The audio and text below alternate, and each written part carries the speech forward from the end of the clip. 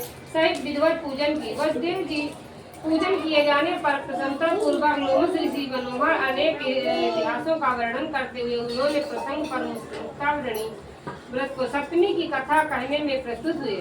लोमस ऋषि बोले, हे देवकी, राजा कंस ने बार बार तेरे पुत्रों को मार डाला है। उन पुत्रों के दुख से तुम सदा दुखी रहती हो, जिस प्रकार नहुष्ण की पत्नी स्त्री चंद्रमुखी पुत्र के लिए सदा दुखी रहती थी और फिर व्रत करने से दीर्घायु वाले पुत्र को पाया। हे देवकी, इसी प्रकार तुम भी सुखी होगी, इसमें संदेह नहीं है। देवकी बोली, महान नहुष्ण की पत्नी चंद्रमुखी थी और उसके संतान की व्रत के लिए किस व्रत का आचरण किया था? प्रभु, जो हो व्रत सातों अभियानों के नाश करने वाला तथा सौभाग्य एवं आरोग्य को देने वाला, उसे सुनाइए।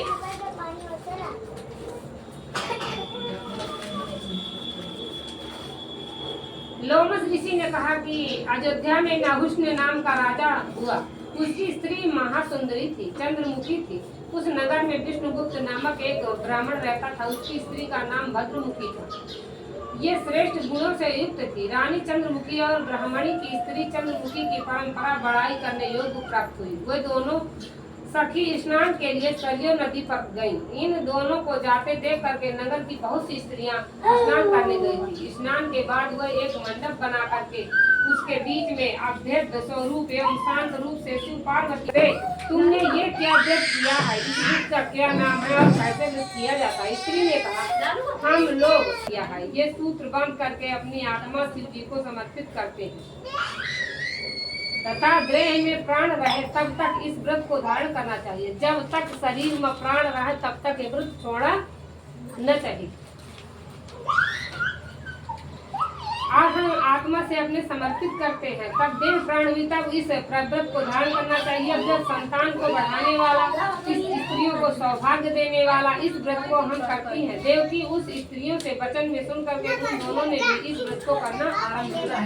अब ये व्रत को इसने देवकी ने भी करने के लिए आरम्भ किया। वही जीवन पर्यंत व्रत करने की प्रतिज्ञा करके उस व्रत का डोरा हाथ में बांध कर और स्त्रियां सखियों समेत अपने अपने गृह को गई। फिर बहुत काल के बाद भद्रमुखी चंद्रमुखी प्रसन्न होकर उन व्रत को भूल गए। आज देखिए, चंद्रमुखी और भद्रमुखी उन्होंने उस व्रत के लिए नियम किया था, और एक तो बिचारी रहती थी, एक भूल गई। फिर बहुत काल के बाद चंद्रमुखी प्रसन्न होकर के उस व्रत को भूल गई, हाथ में डोरा भी नहीं बांधी। हे देवकी, इस प्रकार भद्रमुखी भी व्रत करना और डोरा बांधना भूल गई। तब कुछ दिनों के बाद यह रानी देवकी इस प्रकार चंद्रमुखी का व्रत करना और डोरा बांधना जब भूल गई, तब कुछ दिनों के बाद रानी मरने पर बदरिया हुई और भद्रमुखी कुटी हो गई, मुर्गी हो गई। जब व्रत भंग से तो जौन मुर्गी की होनी पाई थी, उन दोनों ने मिल करके फिर व्रत किया। समय बीतने पर जब उन दोनों ने शरीर का फिर त्याग किया, तो बिचारी जो बंदरिया थी, तो उस दिन वो रानी वाली थी, वो रानी थी जो बंदरिया का जन्म मिला था, तो वो इधर उधर कुछ पा जाती तो खा लेती थी। और जो ब्राह्मणी थी वो मुर्गी थी, मुर्गी की जो योनि पाई थी, तो उस दिन वो संतान सप्तमी के दिन एक एक दिन गिना करती थी साल भरे का। और जिन्हा संतान सप्तमी भादों के महीना में साथ पड़त रही है, वो दिन वो कुछ नहीं खात रही, मुर्गी चुना भगवान का ध्यान लगनी थी और व्रत करती थी। इतनी सुंदर थी कि उसकी सामना नहीं कर सकता। स्वयं अलंकृत होकर के सर्व गुणों संपन्न थी और उसके 8 पुत्र पैदा हुए। जो ब्राह्मणी थी, उसके 8 पुत्र पैदा हुए, एक से सुंदर।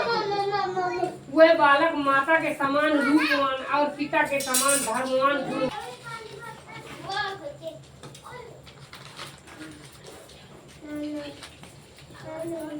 जन्म की बातों का स्मरण रखने के प्रभाव से यही भी दोनों सखी हुई। उन दोनों की प्रीत पहले जैसी हो गई, जो पहले जन्म में थी आज भी वही हो गई।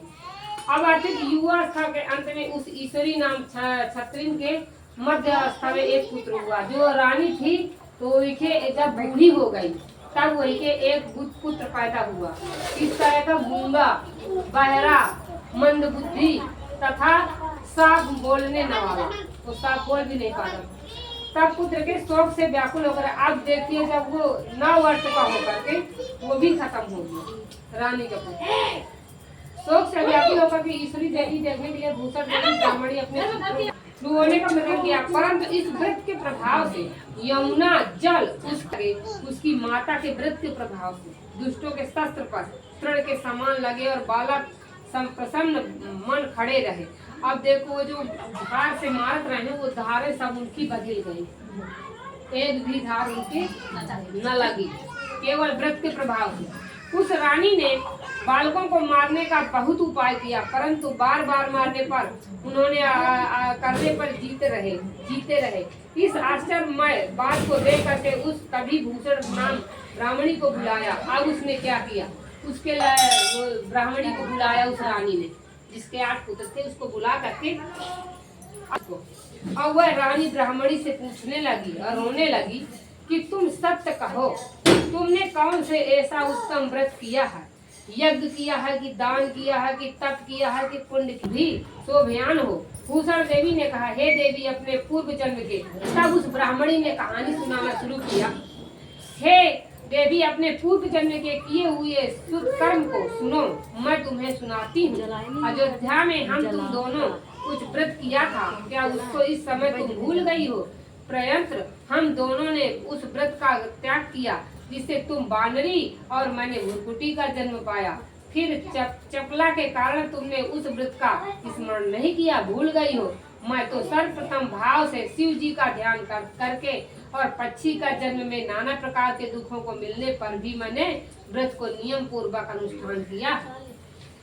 हे भद्र, पुत्रों के दीर्घायु होने का यही कारण है कि मैं कुछ नहीं करती। लोमस ऋषि बोले, इस प्रकार उस सती का वचन सुन करके और पूर्व जन्म का स्मरण करके रानी ईश्वरी ने उसने साध पूर्वक व्रत किया और प्रभाव से उसके पुत्र